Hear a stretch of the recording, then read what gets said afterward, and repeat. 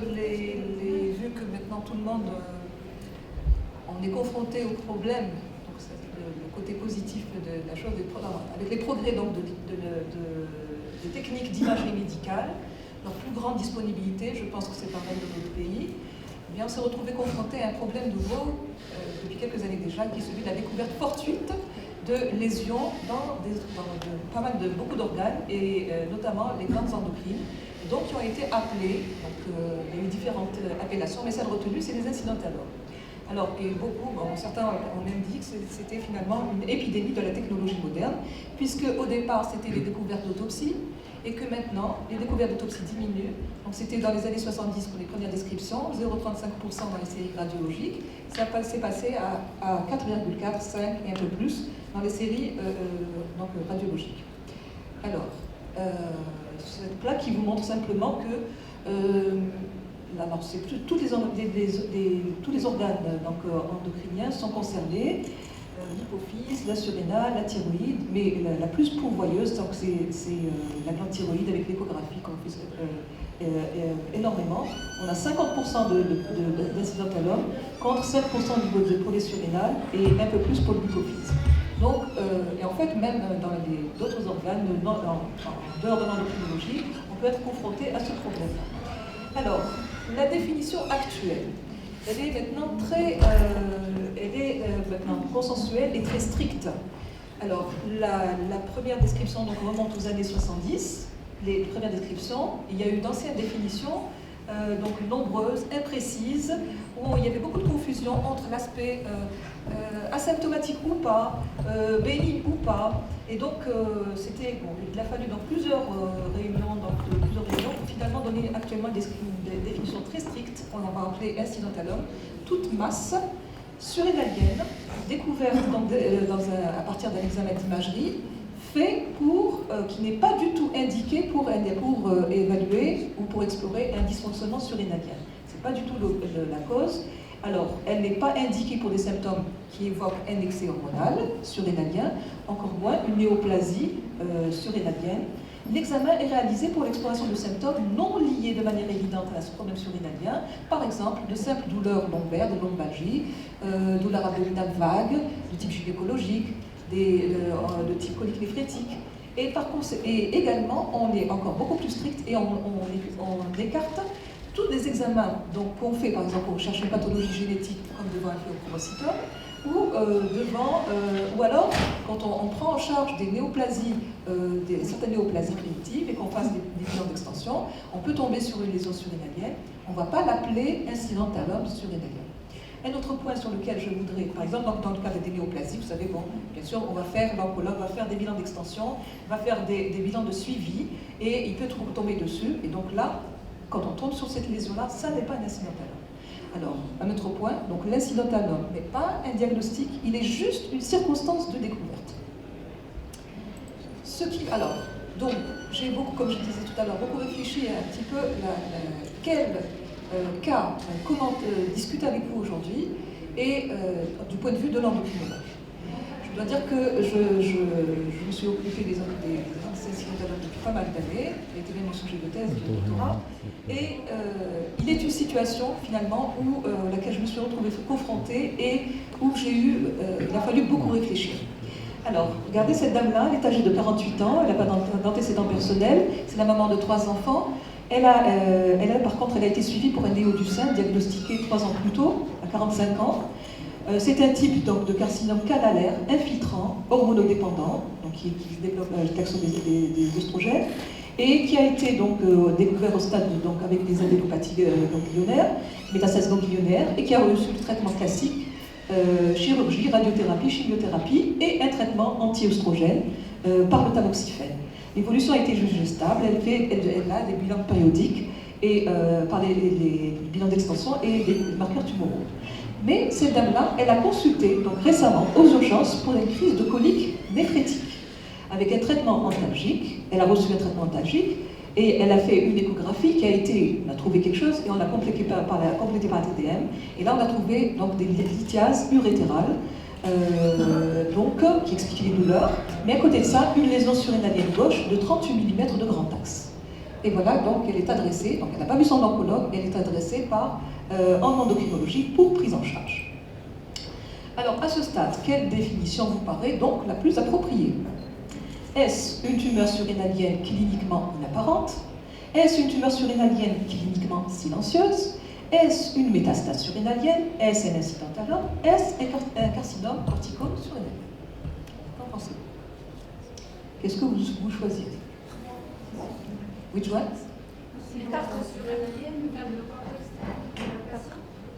Alors, directement, vous allez penser à ce stade-là, à ce stade. Ça n'a pas été découvert lors d'un bilan d'extension. Ça a été Voilà. découvert lors de...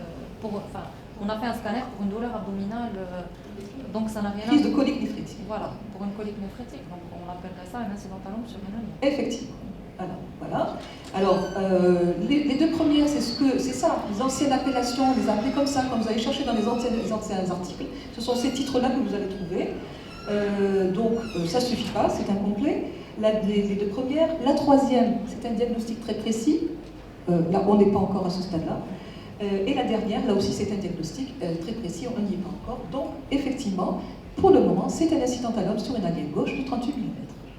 Alors, donc, comme vous avez dit, parce qu'il n'est pas découvert dans le cadre d'un bilan ni d'extension ni de suivi, donc par son oncologue traitant. Alors, c'est simplement pour vous dire que les processus qui sont développés dans la loge stellaire, c'est l'air, il y en a beaucoup, énormément. Donc,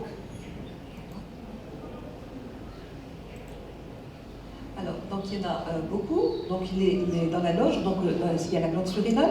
Ça peut se développer aussi bien à partir de la surrénale, c'est deux couches, une couche glandulaire, une couche une origine glandulaire. Il y a donc les processus d'origine glandulaire, des processus d'origine extraglandulaire, avec donc ensuite là-dedans vous avez la couche corticale, d'où vont se développer les adénomes, les corticosurrénalomes, la couche médulaire, les phéochromocytomes et les tumeurs neuroendocrines, et les origines extraglandulaires, c'est du tissu non sécrétant, donc graisseux, mésenchymateux, vasculaire, neurologique. Tout ça, ça peut être le siège d'une prolifération et vous donner donc tout ça, ça peut être découvert comme ça fortuitement et elle sera appelée incidentalium surrénalien. Donc vous devinez l'éventail d'étiologies que ça peut, auxquelles vous devez discuter. Alors, effectivement, donc, c'est donc un large spectre de lésions. Dans la prévalence respective, elle n'est pas bien connue, parce qu'elle va être variable suivant la série, le service, l'origine, qui prend en charge ces processus. Donc si on voit les séries cliniques, alors ce sera ces incidentalomes, une fois opérés, une fois exploré tout ça, ce sera essentiellement des adénomes, essentiellement non fonctionnels. Ensuite, vous pouvez avoir aussi des carcinomes de métastase. Ou bien si vous regardez les services de l'origine chirurgicale, c'est un peu moins d'adénomes, c'est biaisé bien sûr, parce que là on en voit se faire opérer avec une suspicion, un peu plus de carcinomes et un peu plus de métastases, mais beaucoup d'autres choses. Alors, sur le plan maintenant des radiologues, c'est eux qui sont responsables. Ils ont amélioré leur technique d'imagerie et ils nous ont donc on s'est retrouvés confrontés avec ce type de pathologie. Alors, donc, la prévalence, comme je vous l'ai dit, elle a beaucoup augmenté. Donc, il n'y a pas de différence entre le sexe et la race. Ça augmente, mais c'est très fréquemment, ça augmente avec l'âge. Beaucoup plus, 10% après 70 ans, et fréquemment associé avec le diabète et l'hypertension, et pratiquement, mais exceptionnel chez l'enfant et l'adolescent. Alors, et dedans, notre problème, à chaque fois, on revient à notre point, la prévalence des incidentalomes malins est biaisée, là aussi surestimée, en fonction des premières publications. Donc ça pouvait aller jusqu'à 12%. Ça a été un petit peu revu à la baisse dans les séries récentes. Mais quand ce sont les oncologues qui donnent leur prévalence, ça peut aller jusqu'à 50 à 70% de cette lésion surrénalienne qu'ils vont trouver. Dans 50 à 70%, c'est une métastase. Donc, et jusque-là, on a envie de dire, mais de renvoyer tout de suite chez l'oncologue, dire c'est très certainement, enfin, je me trompais, pas beaucoup, c'est très probablement une métastase. Alors ça, c'est simplement ma série personnelle. Donc, j'ai commencé à m'en occuper avant les années 80, à la fin des années 90. Et donc, nous aussi, le nombre a augmenté avec les années. Et on s'est rendu compte que ça devenait la circonstance diagnostique la plus fréquente par rapport à les tumeurs qu'on avait l'habitude d'hospitaliser à partir d'un syndrome endocrinien. On se retrouvait à explorer, faire un bilan hormonal et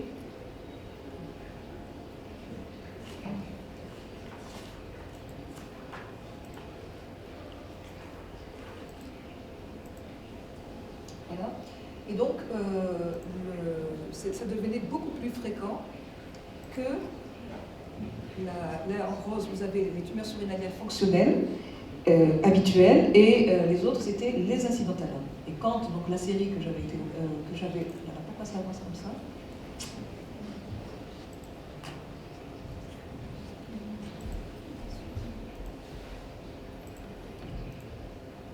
À l'époque, donc ce travail avait pour objectif de chercher dans toutes les étiologies et de voir la meilleure stratégie à adopter. Donc là, on voit que on a beaucoup plus de corticosurrénalomes, de tumeurs d'origine corticosurrénalienne que de médulosurrénalienne, mais un tas d'autres étiologies. Alors, maintenant, quelle est la problématique de ce processus? Quelle est la problématique? Alors, il y a une problématique générale des incidentalomes et il y a une problématique, elle est double. Il s'agit, une fois qu'on est confronté à une incidentalome, elle est d'ordre diagnostique et thérapeutique. Donc vous devinez qu'on va se demander, c'est une tumeur glandulaire, non glandulaire, bénigne ou maligne, elle sécrète pas. Et de l'autre côté, notre hantise, c'est de passer à côté d'une tumeur maligne, parce que le corticosurrénalome d'une tumeur maligne primitive, le corticosurrénalome malin, il est rare, il est invasif souvent, le pronostic est mauvais, et on a peu de ressources thérapeutiques. On a peur aussi de passer à côté d'une tumeur donc sécrétante qu'on n'aura pas diagnostiquée et qui peut mettre en jeu le pronostic vital, surtout si c'est un phéochromocytome, ou alors autre chose qui peut aussi être responsable de complications chroniques. L'autre volet, c'est comment prendre en charge. Donc il y a le volet diagnostique et le volet thérapeutique. Qu'est-ce que je vais en faire? J'opère, je n'opère pas. Je surveille, qui je surveille? Comment je surveille? Et donc quelles lésions surveiller et quelles lésions opérer, quelles lésions surveiller et comment surveiller. Alors pour ce cas précis, j'ai beaucoup réfléchi avec toutes ces années d'ancienneté de prise en charge de l'incidentalome et je vous ai dit, c'est ce cas qui finalement m'aura posé cette situation avec ces personnes avec un antécédent de néoplasie qui m'aura posé en tant qu'endocrinologue le plus de difficultés. Pourquoi?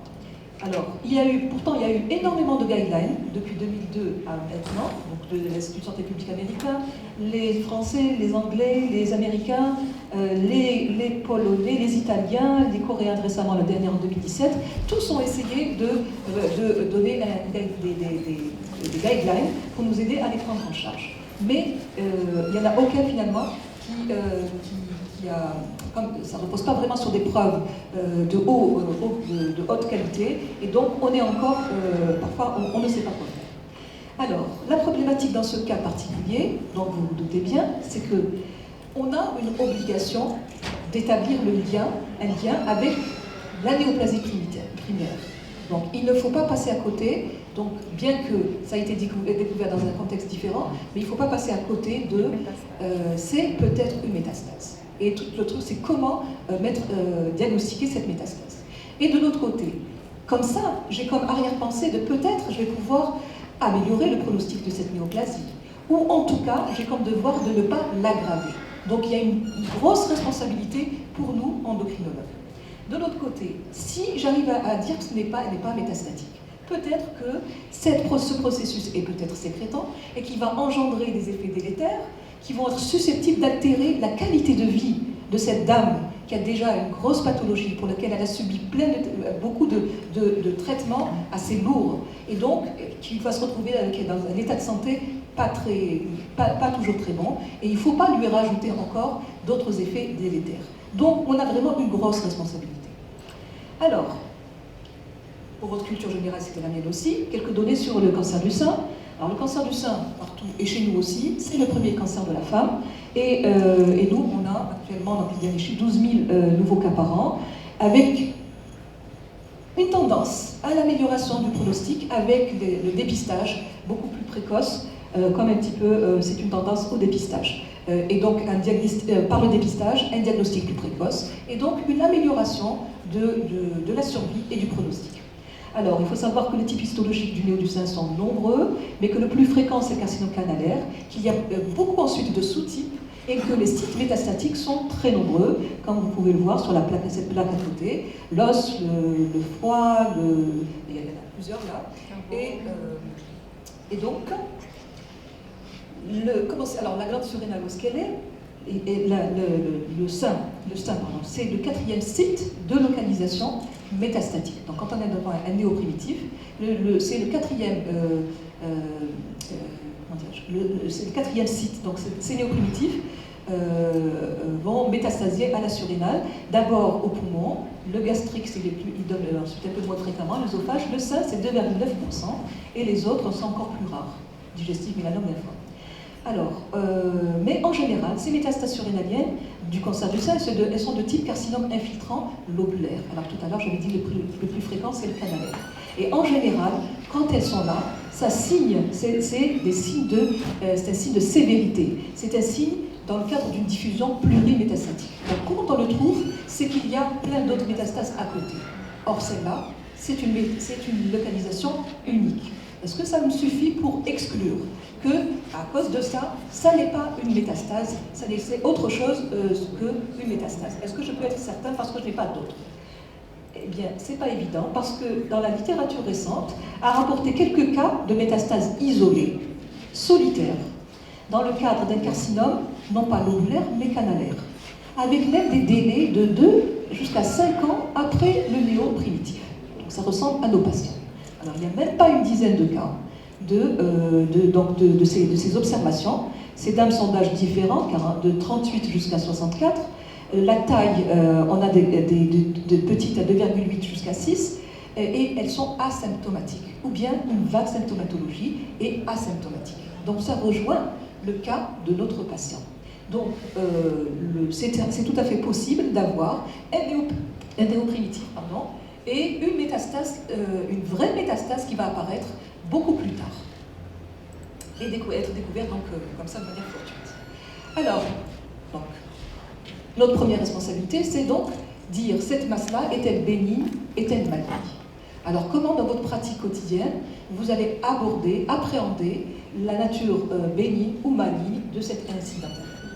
Est-ce que vous allez analyser les examens d'imagerie qu'on vous rapporte? Est-ce que vous allez au contraire focaliser sur les données cliniques? Est-ce que vous allez faire un bilan, ou alors sur un bilan hormonal? Ou bien vous allez réaliser une biopsie sur une ADN d'emblée? Ou bien vous allez vous faire aider d'examens isotopiques?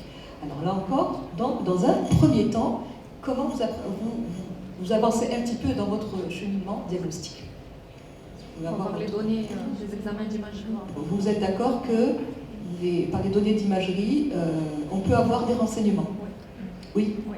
D'accord. Donc c'est justement les radiologues, à partir du moment où ils se sont retrouvés confrontés à ce problème-là, ils ont justement essayé, d'affiner et de multiplier les examens radiologiques pour justement trouver la manière de dire, c'est comme pour l'échographie thyroïdienne, les classifications de taille grasse, etc. Est-ce que c'est bénin? Est-ce que c'est mal? Ok. Et donc ils nous ont même, donc on a même eu à notre disposition des examens de très peu invasifs jusqu'à très invasif. Voilà, alors, voilà donc les radiologues qui nous proposent des explorations à mettre en route, donc du moins invasif au plus invasif. Alors, le scanner, on n'a pas d'échographie ici, le scanner, mais le scanner sans injection de produit de contraste. Dans un deuxième temps, le scanner avec injection. Dans un troisième temps, l'IRM. Et puis, plus sophistiqué, les examens isotopiques couplés à l'imagerie, donc couplés au scanner. Voilà, c'est dans cet ordre-là qu'il faut les demander et on va avoir des renseignements. Alors, le consensus actuel, donc, bien sûr, c'est de mettre en route, donc de bien analyser cette TDM. Et alors, cette TDM, c'est le gold standard, à condition qu'elle soit bien faite, avec une coupe très fine, de moins de 3 mm, et par un radiologue qui aime bien l'imagerie abdominale et surrénalienne en particulier, et qui va nous, alors cette imagerie va nous donner beaucoup d'informations, d'ordre qualitatif, mais aussi d'ordre quantitatif. Alors qualitatif, elle va bien sûr nous dire, de nous donner donc le siège, les contours, la texture, homogène, hétérogène, le rehaussement il est homogène, hétérogène, et quantitatif, il va nous donner la taille très précisément, et alors quelque chose de très important, il va nous donner une densité tumorale spontanée comme ça, qui va être très importante. Alors, c'est très important parce que dans un premier temps, il va permettre de différencier donc cette lésion, cet incidentalum, il va nous la différencier entre est-ce que c'est quelque chose qui a une caractéristique spécifique, tel qu'un lipome, un myélolipome, un kyste, un hématome, ça c'est pas du tissulaire. Rappelez-vous la première plaque, d'autres ça ne se développe pas à partir du tissu glandulaire. Ou bien est-ce que c'est une lésion qui est sans caractéristique spécifique, et là, je veux savoir, est-ce que cette lésion que j'ai en face de moi, elle est bénigne, est-ce qu'elle est de nature adénomateuse, et là je rassure et la malade et l'oncologue et moi-même, ou est-ce qu'elle est non adénomateuse, et ça peut être d'autres étiologies, et parmi elles, l'étiologie maligne. Alors, on a montré que le risque de malignité est corrélé, donc il est proportionnel à la taille, donc plus la tumeur est grosse, et plus le risque de malignité est plus important. Il est de 1 quart, pratiquement une tumeur sur 4 de plus de 6 cm. Maintenant, c'est beaucoup moins, de plus de 5 et d'autres indicateurs, et maligne. Alors, maintenant, le plus important qui a été mis en évidence, c'est, donc quand je dis scanner sans injection, c'est la définition donc, de l'évaluation de la densité tumorale spontanée. Elle reflète quoi? Elle reflète le tissu graisseux. Le tissu graisseux, la glande surrénale est très riche en tissu graisseux. Et donc, s'il y a beaucoup de graisse, c'est qu'il y a forcément de la surrénale et forcément quelque chose de différencié et donc de bénin. S'il y en a peu, ou c'est pas ça, ou c'est quelque chose de pas différencié. Alors, eh bien, on a trouvé, donc il y a eu beaucoup de travaux, des seuils qui ont été donnés, donc ça s'exprime en unité Hounsfield. Eh bien, on a trouvé qu'une lésion qui a moins de 10, c'est un diagnostic d'adénome avec une sensibilité, elle n'est pas de 100%, mais elle est de 70%. C'est-à-dire qu'il va me rester 10% de lésions, donc 70%, je peux dire que c'est un adénome. Mais il me restera 30%, je ne suis pas sûre que ça n'est pas un adénome, par cette densité qui est à moins de 10. Alors, quand je monte un petit peu, entre 10 et 30, je trouve mes 30% d'adénome, mais ceux-là, ils seront dits pauvres en graisse. C'est pour ça que leur densité n'est pas très basse. Alors, donc plus il y a de la graisse et plus la densité est basse. D'ailleurs, le lipome, le myélolipome, il a une densité négative, à moins 30, moins 50, moins 100. C'est des nombres négatifs. Quand on se rapproche du 0, du 2, jusqu'à 10, on a encore beaucoup de tissus graisseux. Au-delà, c'est autre chose. Donc, on va trouver nos 30% d'adénome pauvres en graisse et on va trouver autre chose, des lésions dites indéterminées. Et plus que 30, on se dit, bon, c'est ou un FEO, donc le FEO qui est tissu vascularisé, etc., qui ne contient pas beaucoup de graisse, lui, il a une densité spontanée très élevée. Alors, donc c'est là, avec cette densité comme ça, c'est ou un FEO ou bien une tumeur maligne.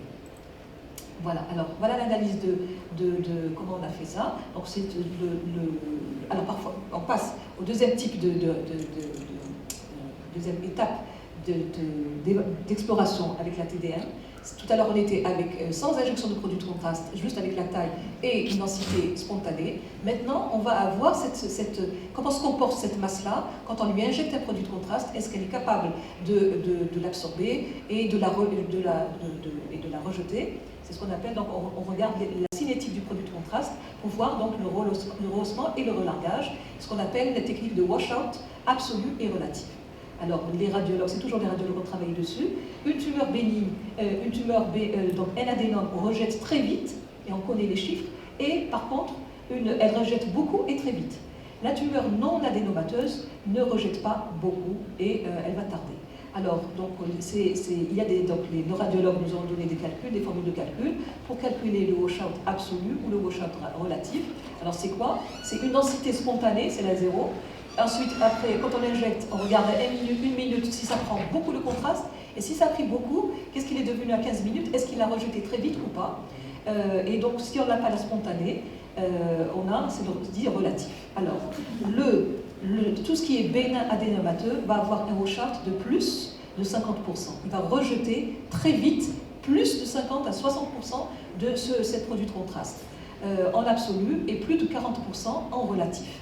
Et donc ça permet donc, de poser le diagnostic, quand on a ces chiffres-là, de diagnostic d'adénome, avec donc une sensibilité qui peut être très très bonne, et des spécificités, c'est-à-dire éliminer ce qui n'est pas adénome avec ces chiffres-là, et donc ça nous a beaucoup aidé.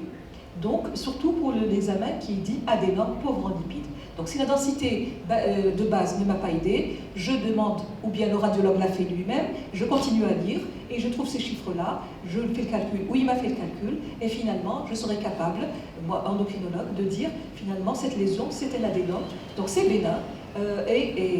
Chez cette dame qui a un antécédent de néo, elle a des dents, elle a le droit, donc, mais il est pauvre en lipides tout simplement, mais ça n'empêche pas qu'il va se comporter comme les autres adénomes. Alors, les gens qui ont beaucoup travaillé sur l'imagerie de base et avec injection de produits de contraste, ils ont même essayé, donc ils ont même réussi à mettre en évidence des phénotypes radiologiques. Des phénotypes en analysant tout ce qui est qualitatif et quantitatif. Ils ont mis en évidence des profils caractéristiques de quoi? De l'adénome, du corticosurrénalome malin, même du féo, quand ils ont corrélé avec la biologie, et de la métastase. Et donc, on est donc finalement en regardant, c'est pour ça que ma première question c'était, vous regardez bien les examens d'imagerie, eh bien vous pouvez, avec ces données-là, vous dire finalement cette lésion, c'est très probablement ça ou ça. C'est probablement un adénome, ou bien c'est probablement un corticosurrénalome si elle est plus de 4 cm, si elle est irrégulière, si les limites sont floues, si elle est hétérogène, et densité urinaire après injection donc de base plus de 10, et puis un washout qui est inférieur à 50%. Le féo, c'est la même chose, et la méta, c'est la même chose. Donc, si vous regardez, donc cette ligne du washout, ici, ils l'ont fait à 10 minutes, il y a une nette séparation entre l'adénome qui est à plus de 50% et toutes les autres étiologies qui sont à moins de 50%. Voilà, donc ça nous aide, même si on n'a pas encore le 100%, mais on est on avance, on peut avancer dans le diagnostic étiologique. Alors, les données de cette patiente, c'est quoi? C'est que c'est une masse gauche de 38 x 35 mm, c'est un cianotalome, ovale, limite nette, texture hétérogène, densité spontanée 18. Alors, ça vous dit quelque chose, 18? Déjà, c'est plus que 10. Donc, c'est pas. Voilà. Déjà, c'est plus que 10. Donc, il faut faire une injection. Alors, donc vos deux hypothèses ici, vous êtes ou dans l'adénome pauvre en lipides, puisque vous êtes à plus que 10, ou bien c'est autre chose qu'un adénome. Ok? Donc, si je reviens à.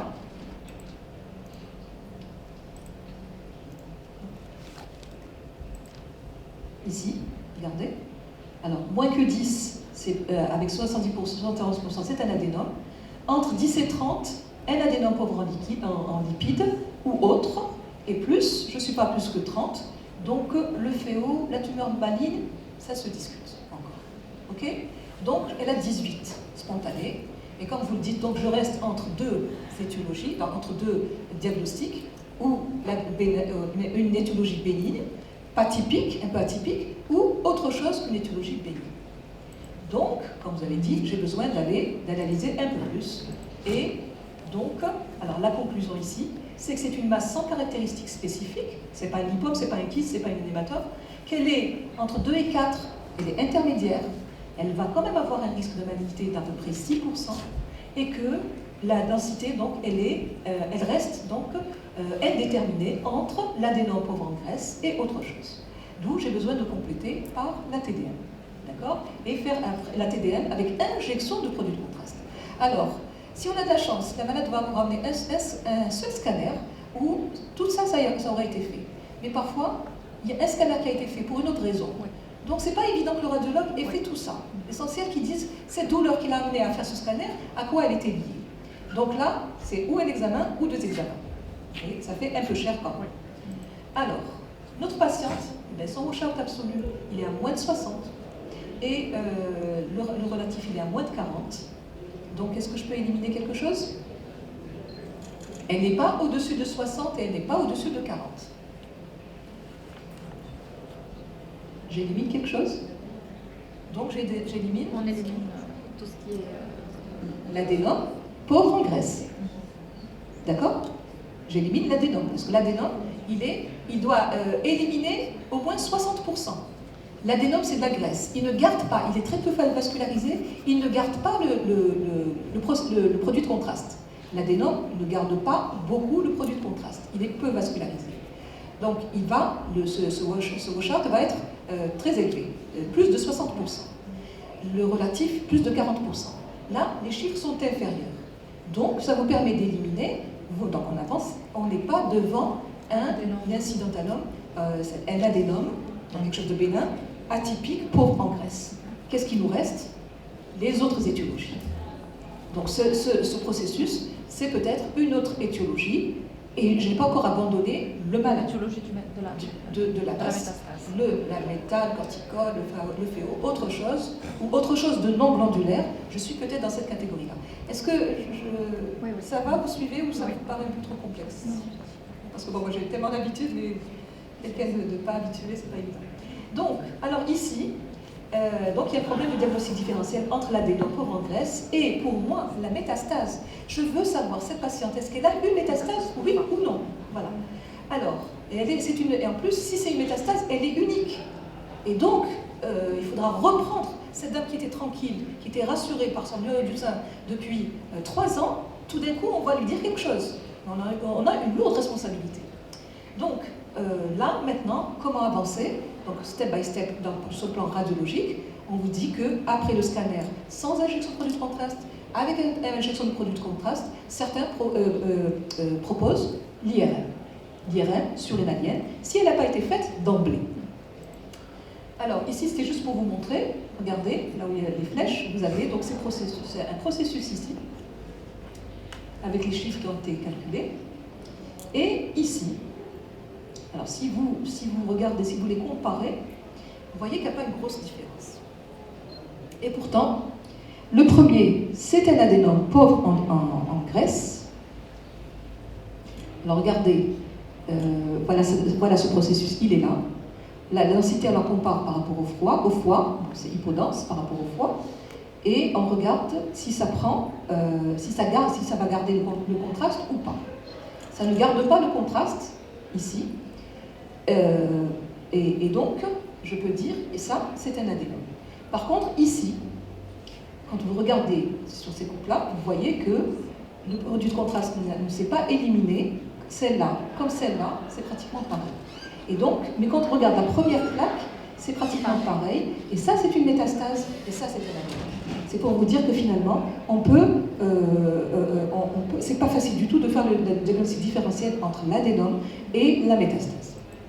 Alors, voilà, il y a eu des guidelines, par exemple, et nous, donc voilà, c'est une masse, donc ça c'est le scanner sans produit de contraste.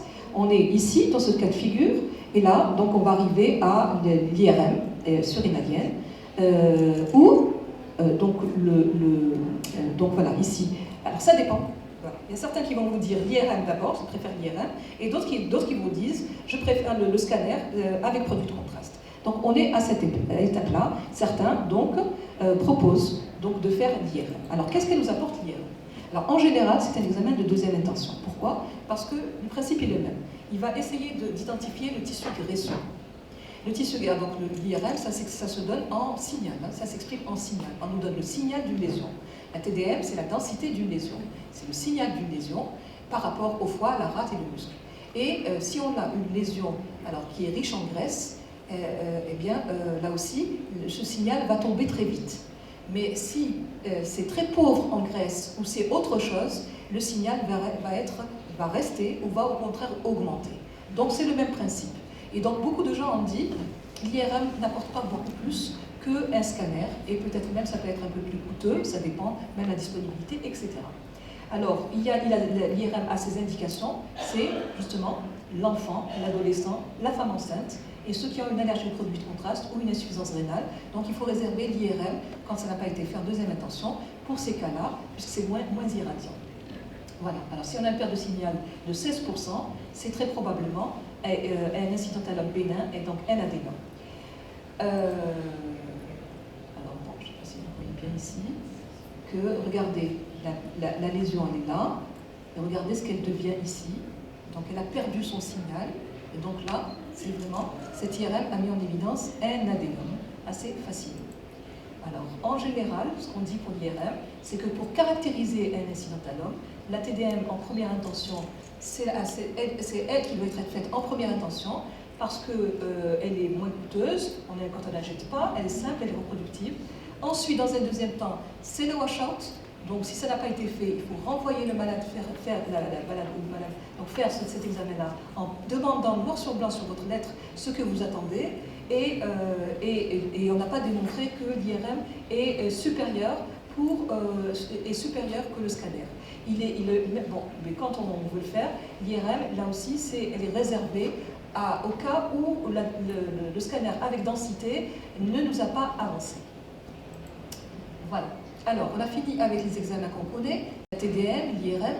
Maintenant, on va, donc c'est à la mode, vous avez dû en entendre parler dans plein de pathologies. C'est un examen couplé, fonctionnel, un peu isotopique et radiologique. Alors, donc on fait, ça s'appelle, donc c'est un examen tomographie avec émission de positons en utilisant donc un produit qui est le 18 fluoro désoxyglucose. Alors pourquoi? Qu'est-ce que ça va apporter? C'est que ce produit-là, c'est un analogue du glucose. Il s'accumule dans les cellules, mais quand on a une lésion où il y a une transformation maligne, alors la tumeur, elle travaille beaucoup, elle a besoin de beaucoup d'énergie, elle va donc stocker, donc la tumeur va stocker ce produit de contraste, et donc il faut donner un aspect d'hyperfixation. Et quand on fait cet examen et qu'on a une hyperfixation, on se dit, ah là là, c'est très probablement malade. Voilà. Mais, donc c'était ça le principe de son utilisation, tout en sachant que là aussi, il y a des limites, il y a des possibilités de faux positifs, mais aussi des faux négatifs. Alors il y a beaucoup de gens qui ont fait des études et pour essayer donc de savoir est-ce qu'on est dans le bénin ou dans le malin. Le bénin va très peu fixer de ce radiopharmaceutique et le malin va au contraire capter un maximum. Alors ça a une bonne sensibilité, meilleure que le scanner et l'IRM, beaucoup mieux. Et alors ici, vous voyez des images de quelque chose où il n'y a rien de particulier sur le plan de la fixation. Par contre, ici, regardez, il y a plusieurs processus, plusieurs foyers de fixation, quelque chose d'hyperfixant. Et là, c'est quelqu'un qui a plusieurs localisations métastatiques. Là aussi, elle est unique, ça peut être notre patiente. Si elle avait fait, on aurait eu cet aspect-là. Donc vous voyez une image d'hyperfixation. Si on lui avait fait, qu'on avait cet aspect-là, on aurait dit, ah, cette lésion, même si elle est à 30 mm, elle est très probablement maligne. Alors bon, ça nous aide aussi même dans d'autres étiologies. Alors, donc ça, c'est, on avance, le scanner, l'IRM, donc le PET scan, et maintenant, ce qu'on savait avant le PET scan, c'était la biopsie surrénale. On a une tumeur qui est profonde, on ne palpe pas, donc, par analogie à la cytoponction qui est très superficielle, ou au sein qui est avec une microbiopsie, le même principe, on s'est dit, pourquoi ne pas biopsier et essayer de tirer beaucoup du tissu pour savoir qu'est-ce que c'est. Alors mon problème quand je fais la biopsie, c'est pour la meilleure indication, c'est de savoir, est-ce que ce que je vais retirer, ça va être du tissu mammaire, dans ce cas-là, oui, ou autre chose. Mais de manière générale, la biopsie, alors il y a deux cas de figure. Quelqu'un qui a une néoplasie primitive, antérieure, comme ça, donc je veux savoir cette lésion, est-ce qu'elle a un lien avec le primitif? Alors je veux savoir, la réponse que j'attends, c'est est-ce que c'est, il y a du tissu, j'ai retiré du tissu de la néoplasie primitive, donc c'est une métastase, ou non, ou autre chose. Ça, c'est celui qui a un antécédent de néoplasie primitive. Maintenant, celui qui n'a jamais eu de néoplasie primitive, si on fait la biopsie, ce serait pour dire cette lésion, est-ce qu'elle est bénigne, est-ce qu'elle est maligne? Ou est-ce qu'elle est d'une autre nature que surrénalienne? Alors, dans ce cas de figure, la tendance maintenant, c'est que c'est très peu spécifique, c'est très peu sensible, pardon, quand quelqu'un n'a pas une néoplasie quelque part, il ne faut pas s'attendre à avoir de bons résultats pour asseoir le diagnostic étiologique. Et deuxièmement, il y a des effets secondaires assez importants, des risques importants. Par contre, donc, la seule indication de la biopsie surrénalienne, c'est donc quand il y a un antécédent ou quelque chose d'actuel, d'une néoplasie ailleurs et je trouve la lésion, je veux savoir est-ce qu'il y a un lien avec elle, oui ou non. Alors ça, donc c'est ça sa principale indication. Mais je vais piquer une masse, je vais déclencher un stress peut-être, je ne sais pas ce que c'est cette masse-là. Peut-être que c'est un féo. Et vous savez que quand vous manipulez un féo, vous connaissez les féos, quand vous les manipulez, vous avez le risque de décharge. Oui, il faut éliminer d'abord. Pic hypertensif, flush, etc. Donc ça peut mettre en jeu le pronostic vital ou responsable d'une importante morbidité. Et donc, la condition, c'est qu'il faut toujours éliminer un féo avant d'aller à ce geste, quand il est indiqué. Voilà. Alors, donc je vous ai dit, les performances sont bonnes pour faire la distinction entre masse surrénalienne ou pas surrénalienne, c'est-à-dire des trucs primitifs. Alors simplement, il faut être très très bien expérimenté parce qu'il y a une fréquence des complications majeures. On peut avoir des hématomes, on peut avoir des pneumo-hémothorax. Bon, si on n'est pas expérimenté, c'est moins de 3%, sinon c'est beaucoup plus.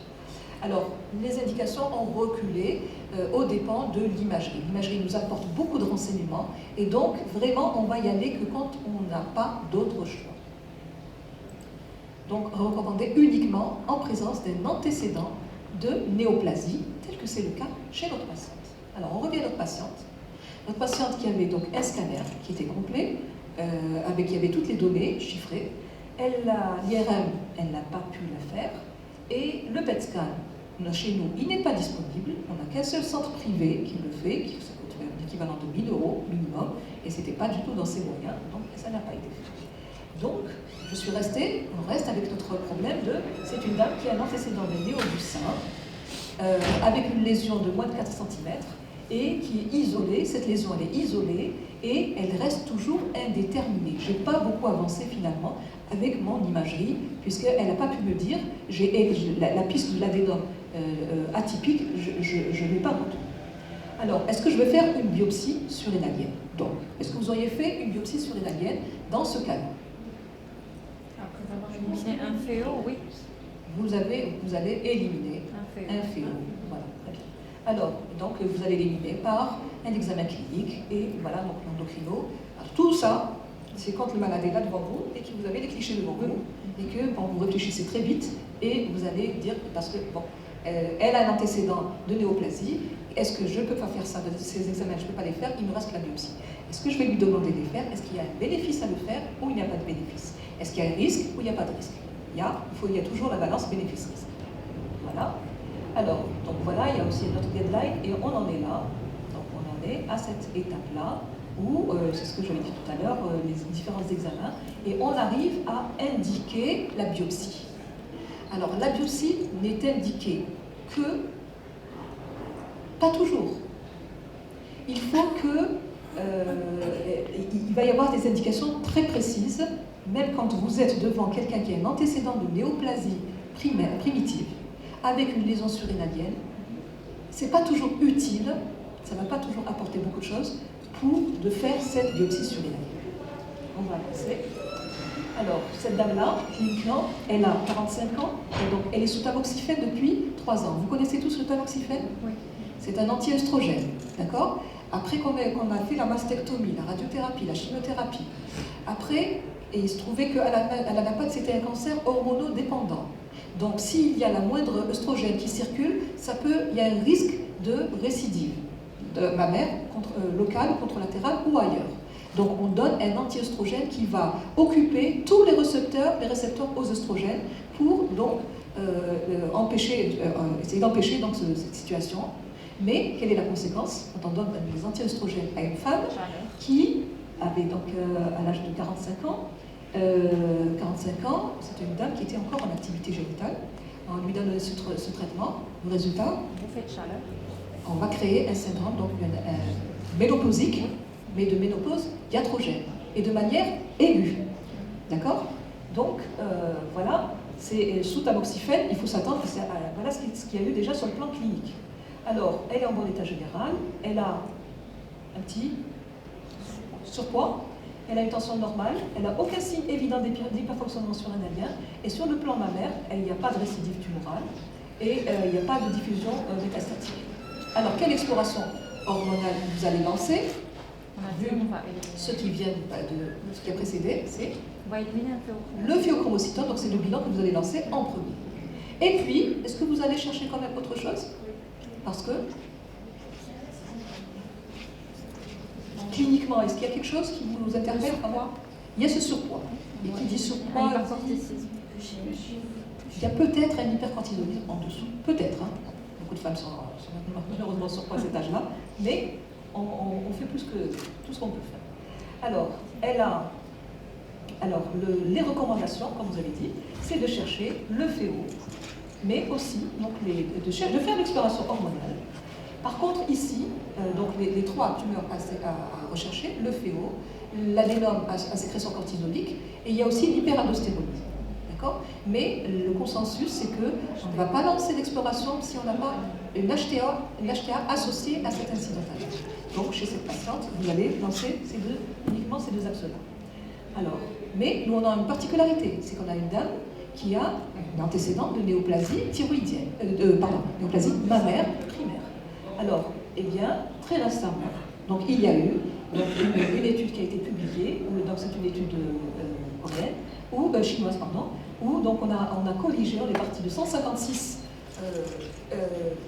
cas donc de patients qui ont eu des cancers. Après, bon, ils en ont retiré pour l'étude 131. Et donc, avec ces séries, 131 cancers avec lésions surrénaliennes. Alors, quand ils ont fait toute l'exploration, eh bien, ils ont trouvé qu'il y avait 9,2% de ces lésions surrénaliennes n'étaient pas du tout métastatiques. C'était une association fortuite. Cette dame-là qui a eu un cancer avant, eh bien, elle avait le droit aussi de refaire par la suite un autre processus sécrétant. Là, donc, donc le plus c'était phéochromositome. Cela dans cette série, il y avait même un hyperaldostéronisme primaire, et même il y avait donc un hypercortisolisme infraclinique, ce qu'on appelle le Cushing infraclinique. C'est pour dire que oui, il faut le faire. Alors d'autres patientes, elle est peut-être parmi ces 9%. Voilà. Alors il faut savoir que le potentiel sécrétoire, plus le processus est gros, et plus elle a de chances de sécréter. C'est proportionnel à la taille. Et regardez elle est là, donc notre masse qui est entre 3 et 4. On a trouvé donc un potentiel sécrétoire quand même assez, c'est pas mal. Alors maintenant, est-ce que vous savez qu'est-ce qui est recommandé maintenant pour faire le diagnostic d'un phéochromositome qui a été révélé, qui a l'aspect d'un incidentalome? C'est pas l'HTA paroxystique, le syndrome et tout ça qui vous a fait trouver la masse. C'est quelque chose de fortuit. Et ce quelque chose de fortuit peut être un phéochromositome. Alors, qu'est-ce qui est dit? Est-ce que ça a une particularité, ce phéochromositome qu'on détecte comme ça? Alors, il n'est pas rare, il est entre 1,5 jusqu'à 11%. Radiologiquement, là, on n'est pas très aidé. L'imagerie ne permet pas, il ne faut pas lui faire dire trop de choses. C'est vrai qu'il y a des gens qui ont pu trouver un phénotype particulier, mais ce n'est pas toujours le cas. C'est très évocateur que quand on a de grosses lésions de plus de 7 cm, là on a un phénotype, le même phénotype de phéochromositome. Mais en dessous, ce n'est pas quelque chose d'évocateur.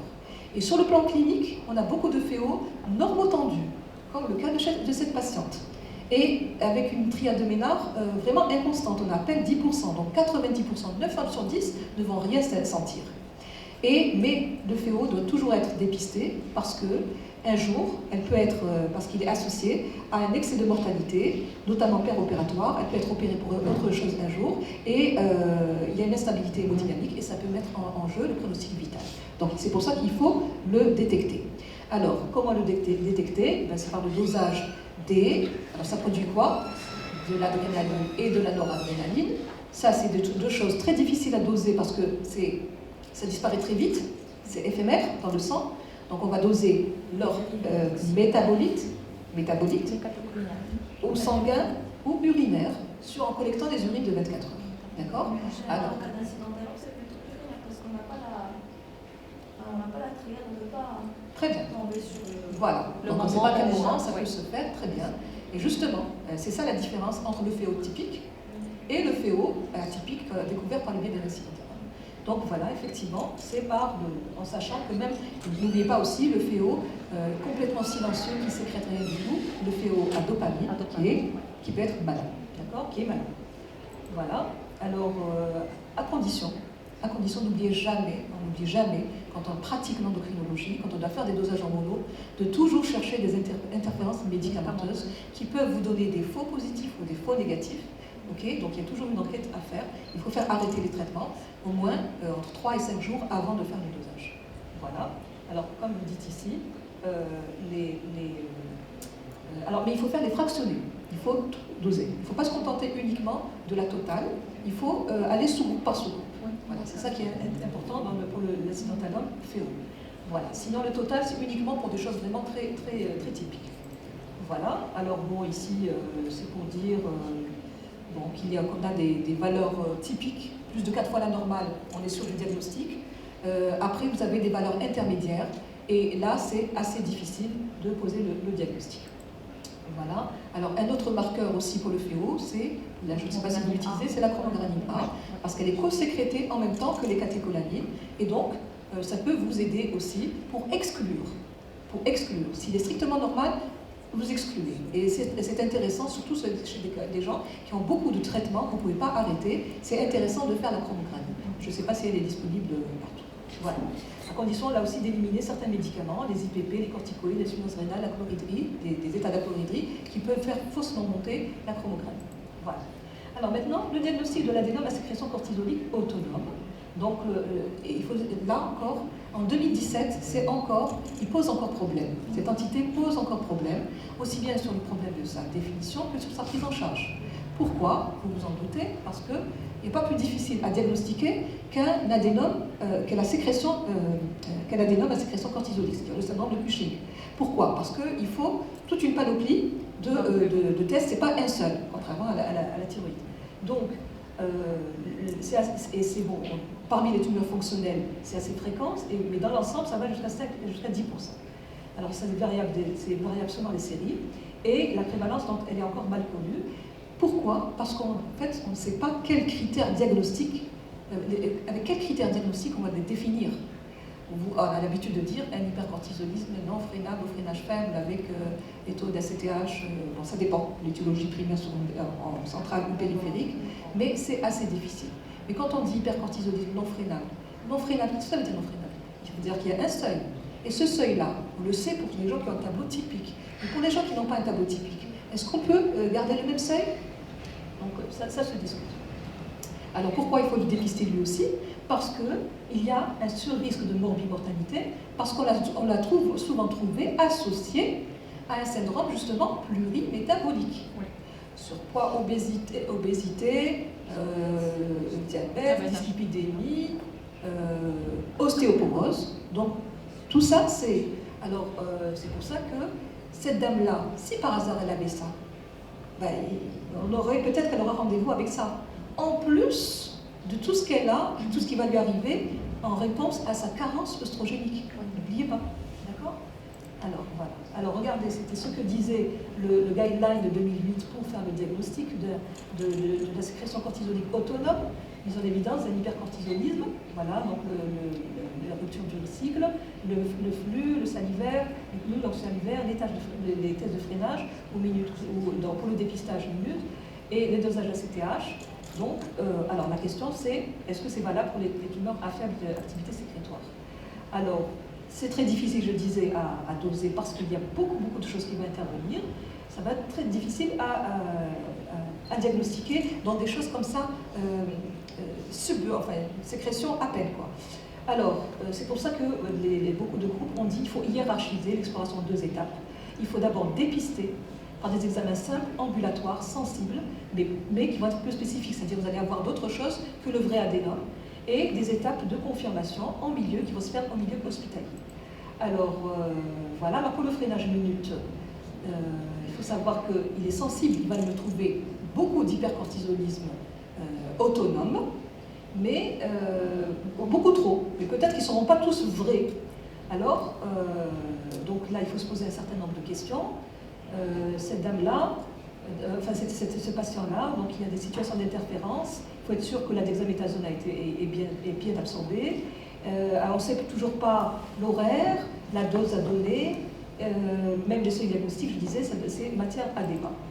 Alors, il y a un article, je ne sais pas si vous l'avez vu, très intéressant, qui vient de sortir donc très récemment en 2017, c'est les pièges diagnostiques dans l'exploration de l'incidentalome surrénalien, et donc qui dit, oui, chaque étape, chaque dosage qu'on va faire, il vous dit qu'on peut se tromper, à chaque étape. On peut se tromper, on peut avoir des donc un test faussement positif, on peut avoir un test faussement négatif, on peut avoir des erreurs en dosant le cortisol. Alors regardez, un test faussement négatif ici, et bien en regardant bien, je trouve tamoxifène. Ça va poser des problèmes. Oui. Donc c'est un test, ici, test faussement négatif. Faussement négatif, c'est-à-dire qu'elle n'a pas freiné. Elle n'a pas freiné comme un cuchillo. Alors, il y a aussi des tests qui influencent la cortisolémie. Il y a des tests qui vont influencer le cortisol urinaire. Il y a des interférences, hein, des situations, des médicaments. Ceux qui interfèrent donc avec le salivaire, avec l'ACTH également. Et donc il y a beaucoup de...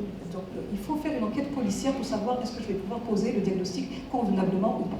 Alors les gens qui ont quand même travaillé dessus, il y a eu une méta-analyse donc, de 12 études qui ont montré... Il est quelle heure? Parce que moi quand je commence à ça, je ne m'arrête pas. Il me reste combien de temps? On a 45 minutes. C'était 45 minutes, ça? Il reste?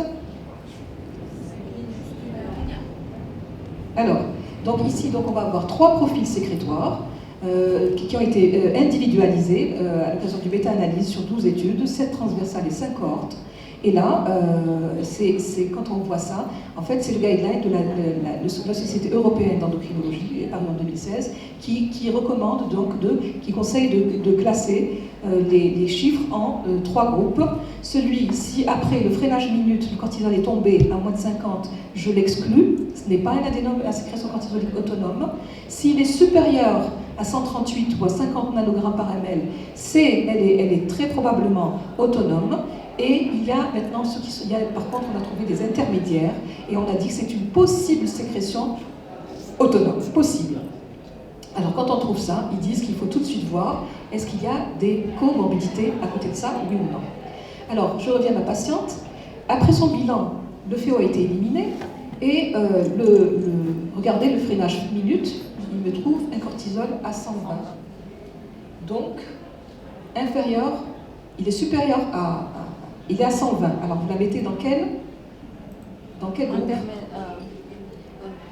Elle est possible sécrétion. Elle a une possible sécrétion de cortisol. Donc ma lésion de moins de 4 cm, qui était indéterminée jusqu'à maintenant, c'est une possible sécrétion cortisolique. Voilà.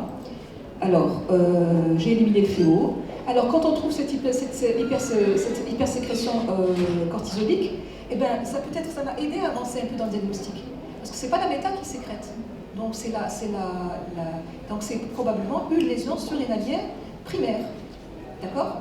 C'est la dame qui est sous tamoxifène. Oui. Mais elle a son test, finalement, elle a freiné. Non. Ce que je disais tout à l'heure, c'était des faux tests positifs, des faux tests négatifs. Le métabolisme de la dexaméthasone, tamoxifène. Oui. Oui. Ça va donner quoi? On s'attendait à ce qu'elle ait un test négatif. C'est-à-dire qu'il faut l'interpréter différemment de ce qu'on a l'habitude de dire, test positif, test négatif. Elle ne freine pas. Elle ne freine pas. Si le produit avait interféré, elle aurait freiné. Voilà, c'est dans ce sens-là. Il aurait fallu discuter, le mettre un peu plus précisément. Donc, on va dans ce sens-là. Alors, évidemment, la métastase, elle me paraît beaucoup moins probable maintenant. Alors, donc, il faut maintenant, le conseil de faire des tests de confirmation. Et les tests de confirmation, ce qui reste, c'est plutôt le cortisol de fin de nuit, c'est plutôt on appelle ça, refaire un freinage faible, avec donc plutôt faible, donc en milieu hospitalier tout ça, en revoyant le seuil, et puis de céder cette fois-ci du dosage de l'ACTH, parce qu'il faut démontrer l'ACTH indépendance. Il faut que l'ACTH soit basse ou à la limite inférieure de la normale. Voilà, et puis il y a d'autres paramètres. Alors dans ce guideline, ils n'aiment pas trop faire trop de dosage d'autres paramètres parce qu'ils disent que ça risque de donner trop d'avoir des faux positifs quelque part. Pardon, je vous interromps, parce que j'avais lu les recours, ils ont dit que si c'est entre 1,9 et moins de 5, on ne fait pas ça. On refait un freinage après 6 mois. Alors, on va y arriver. On va y arriver, d'accord? Ça, on va y arriver, c'est ce qui est proposé pour la deuxième catégorie, d'accord? Et puis, il y a ça. Voilà. Et puis, mais notre patiente, elle est dans un autre. Dans la deuxième. Voilà. Alors, et puis bon, les gens qui ont travaillé dessus, ils ont donc tous mis, ils ont donc vu celui qui est le plus, quand on fait trop, celui qui est un peu plus, le plus contributif au diagnostic, ok? C'est le freinage, donc il reste une référence, et les autres c'est un peu moins, donc celui de minuit, l'ACTH, et puis les autres beaucoup moins. Voilà. Alors, maintenant, devant ce qui est dit, d'accord? Devant donc ce profil-là, il propose quand même de doser la CTH. Il propose, ils disent dans le panel, il y a des gens qui le demandent, qui ne le font pas tout de suite, mais il y a des gens qui préfèrent le rajouter quand même. Alors, on sait bien qu'ici, on a vraiment envie d'avoir un maximum d'assurance. Voilà. Et qu'il faut ensuite refaire après 3 à 12 mois, comme vous dites. Alors ensuite, il y a une suggestion de pratiquer. Alors puisqu'on va dans la sous-catégorie d'une tumeur à sécrétion cortisolique, on va se poser, est-ce qu'elle est bénigne, est-ce qu'elle est maligne? Oui. Elle n'est pas franchement maligne, c'est sûr, d'après tout ce qui a précédé, elle n'est pas franchement bénigne. D'accord? Donc, actuellement, on se dit, bon, tout ce qui a été proposé ne va pas nous aider dans le diagnostic, mais on espère beaucoup de quelque chose de nouveau. C'est le dosage de ce qu'on appelle du métabolome, qui est donc, on a su qu'un vrai corticosurrénalome malin sécrète, quand on s'intéresse à doser tous les stéroïdes sexuels, les métabolites des 3 lignées des stéroïdes, il y a énormément de choses qui sont sécrétées. Et donc là, pour faire un peu la part des choses, est-ce que ça peut être un corticosurrénalome atypique? Il faut faire ce dosage-là et c'est suggéré. Et donc voilà les précurseurs qu'il faut faire, qu'il faut doser. Voilà, alors, bon, ça c'est simplement pour vous dire que quand un corticosurrénalome, c'est 5% des acides antalopes, mais qu'il peut être sécrétant d'emblée, c'est surtout le cortisol et les androgènes. Mais quand il n'y a rien, cliniquement, biologiquement, ça ne veut pas dire qu'il n'y a rien au niveau des urines. Et il y a des sécrétions infracliniques qui ont été mises même jusqu'à 80% de corticosurrénalome. Donc si vraiment ils ont tout fait ça, ils ont tout dosé, qu'il n'y a rien, donc c'est très peu probable que ce soit un corticosurrénalome réel. Voilà. Alors, maintenant, là aussi, quand vous arrivez à ce diagnostic, on vous recommande d'aller chercher donc d'éventuelles complications qui peuvent être liées à l'action de l'hypercortisolisme. N'oubliez pas ma patiente qui est une néoplasie, un antécédent de néoplasie, d'accord? Je veux savoir si, donc c'est peu probable que ce soit une métastase, mais je ne veux pas aussi qu'elle tombe dans un état de morbidité supplémentaire par rapport à sa ménopause iatrogène. D'accord? Donc voilà tout ce qui a été démontré, qu'il y a une association avec un excès de cortisol, donc l'excès de cortisol, HTA et hyperglycémie, moins évidente avec la dyslipidémie, et augmentation des événements cardiovasculaires. Donc ça aussi, je vais essayer de la protéger par rapport à ça. Voilà, et donc, il conseille également de dépister les fractures vertébrales. Maintenant, et de considérer le traitement approprié à l'occasion d'un bilan, mais il ne conseille pas de faire une DMO systématiquement à tous ces cas-là. Par exemple, quand elle fait ses bilans d'extension, ses bilans radiologiques, il faut bien regarder aussi, est-ce qu'elle n'a pas une fracture vertébrale asymptomatique qui serait passée inaperçue. D'accord? Mais moi, je ne suis pas d'accord pour ma patiente qui est en situation de ménopause iatrogène. D'accord? Et qui va me faire certainement, rapidement, une ostéoporose. Et donc, il est dans les recommandations des femmes ménopausées, la DMO est recommandée très rapidement lors du bilan initial. Vous êtes d'accord? Voilà. Donc cette dame-là, en plus du bilan que je vais lui demander, donc qu'est-ce que je vais lui demander puisqu'elle a un profil donc intermédiaire d'hypersécrétion cortisolique autonome. Donc qu'est-ce que je vais donc rechercher aussi si elle a un syndrome métabolique. Et donc vous allez faire quoi? Vous allez doser. Rechercher un diabète. Et puis vous allez faire aussi donc l'ADN. Voilà. Alors maintenant, on arrive à la prise en charge thérapeutique. Cette patiente-là, donc quelle décision vous paraît la plus appropriée? Est-ce que vous êtes pour une surrénectomie pour lever définitivement le doute sur la métastase? Est-ce que vous êtes pour renouveler la biopsie surrénale? Est-ce que vous êtes pour une surveillance morphologique, pour une surveillance hormonale, ou bien vous clôturez le dossier et vous la réadressez avec une lettre à son oncologue traitant? Qu'est-ce que, à la suite de tout ce qu'il y a, donc je vous résume, hein, c'est donc une dame, 48 ans, depuis 3 ans sous tamoxifène pour un cancer du sein. Elle a eu tous les traitements, qui étaient stables sur le plan du cancer du sein, et qui, donc, lésion de 38 mm, ni la densité de base, ni le washout ne m'a aidé, elle est restée indéterminée, d'accord? Donc, j'ai voulu aller à la biopsie, mais donc il a fallu éliminer le féo, elle ne l'a pas. Et quand j'ai fait la sécrétion, le bilan hormonal, j'ai trouvé un profil intermédiaire d'hypersécrétion cortisolique, d'accord? Voilà. Alors maintenant, il faut prendre une décision thérapeutique. Alors, vous pensez que, est-ce qu'il reste encore une grosse probabilité que ce soit une métastase? Cet incident-là. Là, arrivé là, est-ce que vous pensez que vous allez encore garder comme hypothèse diagnostique la métastase? Avec tout ce qui a précédé? Non. C'est surtout par rapport à cette sécrétion, comme ça, surtout si vous l'avez confirmée, vous allez la confirmer, d'accord? Pour éliminer les faux, les problèmes d'interférence, etc., etc. Si elle est réelle, elle existe, ça ne peut pas être une métastase qui la sécrète.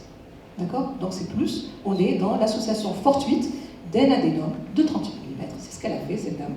Bon, c'est pas de chance, mais c'est ce qu'elle a fait 3 ans après son néolucine. Alors, donc, qu'est-ce que vous allez lui proposer comme traitement? Vous l'opérez ou vous n'opérez pas et vous faites le reste? Parmi ces propositions. Surveillance hormonale, alors oui, il faut surveiller après, entre 3 à 12 mois après, ce profil intermédiaire, est-ce qu'il persiste ou est-ce qu'il va disparaître? Ou est-ce qu'il va aller dans la zone de la vraie sécrétion autonome? D'accord? Donc il y a ça. Mais après ça, vous arrivez, après, quand on arrive à ça, si on confirme, on s'arrête là quand même? C'est-à-dire, est-ce qu'il y a un bénéfice à opérer ou ne pas opérer cette dame-là? Et quand est-ce que je vais le faire? C'est difficile, hein?